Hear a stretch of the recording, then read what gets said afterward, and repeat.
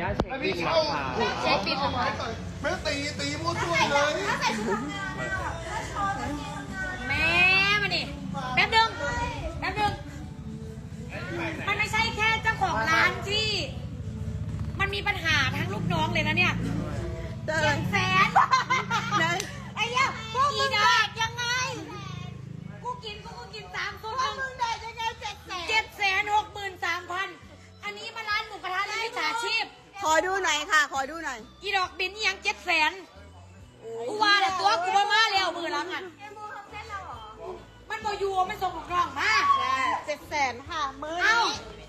ไอ้น้องสแกนจ่ายไปน้องเดี๋ยวเข้ามาหากันเดี๋ยวค่อยไปหากันคนละ100,000จ่าย ให้แกเอาแกจ่ายไปก่อน 700,000บ้างยังไม่พอพี่ อันนี้แป๊บนึงนะ 700 ฝากไปถามเลยนะ อันนี้มึงเซ้งร้านหรือมึงขายหมูกระทะมา